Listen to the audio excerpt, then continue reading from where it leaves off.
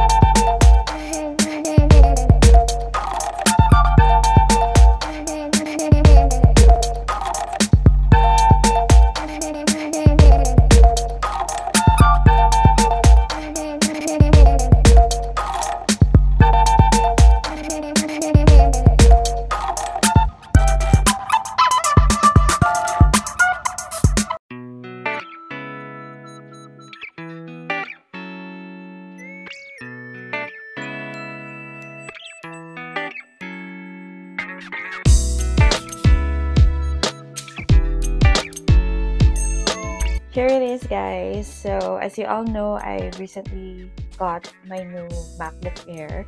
So I was advised by Papa to purchase this to purchase a laptop sleeve to protect, of course, my new MacBook Air. Kasi we always go out, lalo na kapag may mga power interruption dito sa amin. So, lumilipat kami ng bahay. Pumupunta kami kina mami, or kapag kailangan namin mag-travel, ganyan na kailangan dalhin yung laptop. Of course, I needed a laptop sleeve para naman protected pa rin ang aking MacBook Air. And I chose this, the Kate Spade. Okay, it's from Kate Spade. It's a brand na ever since gustong-gusto ko, because it's not really a high-end brand. It's not a luxury brand. It's nasa mid brand siya. So, affordable siya. Hindi mo kailangan gumastos na malaki para mabili siya.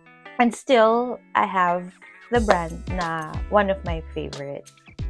Ayun nga. So, one of the reasons why I got this Kate Spade laptop sleeve ay bukod sa brand niya, yeah, it's Kate Spade. Kaya, it's one of my favorite nga, sabi ko. So, maganda kasi siya. Puffer ang tawag dito.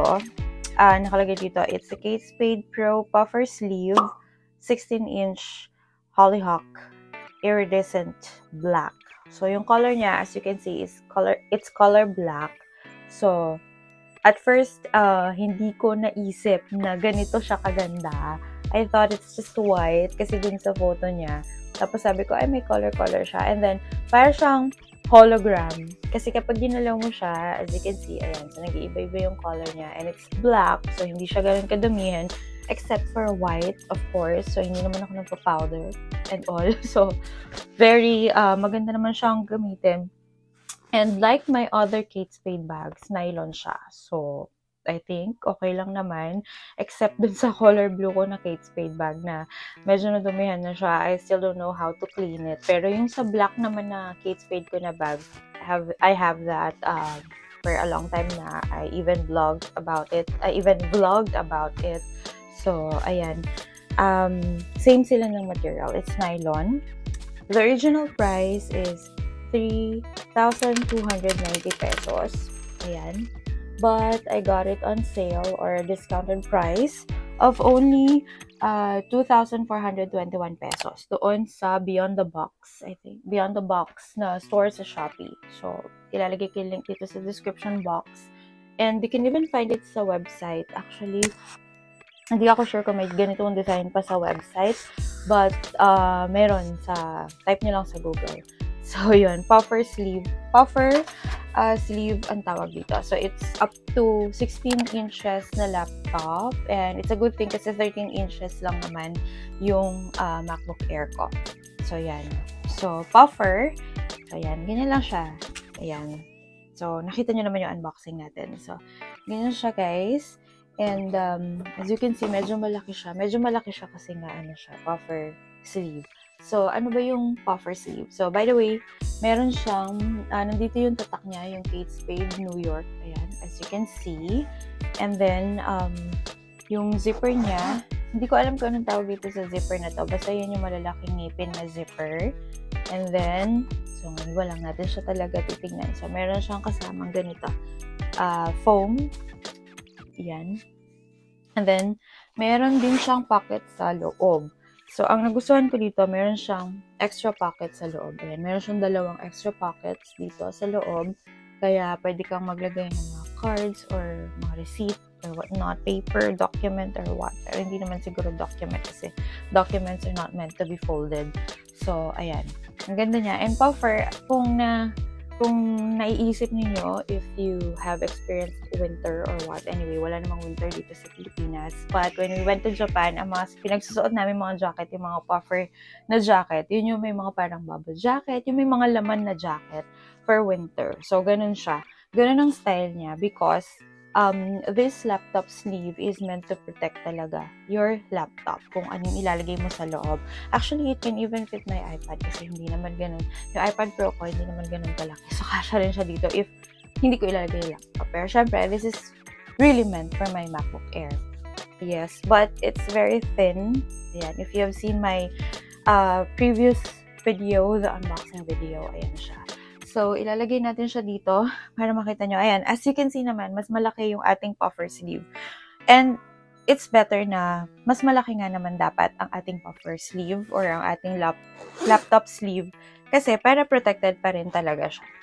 And, ayan, meron pa siyang kasamang ganito, guys.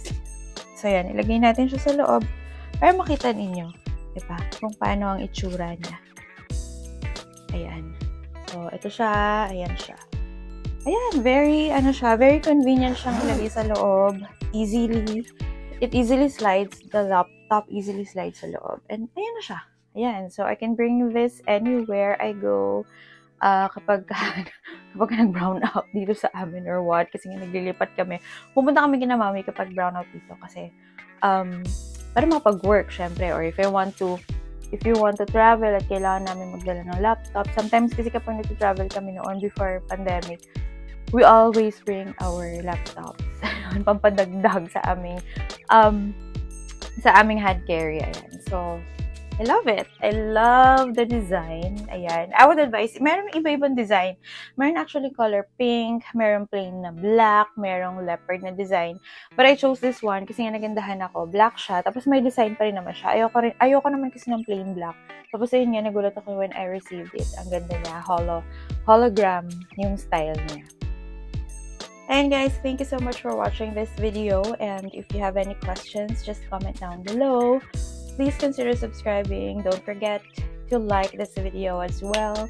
And ilalagay ko yung link ng laptop sleeve dito sa description box. So if you would like to purchase for your MacBook Air, MacBook Pro, kasha rin dito, I think. Nakalimutan ko ano yung size ng MacBook Pro. But yeah, if you want to purchase for your laptop, ayun, very good idea ito. Gift nyo sa sarili niyo this Christmas. Ayan. And branded pa siya, Kate Spade. So, yun. Thank you so much for watching and see you on our next video. Bye!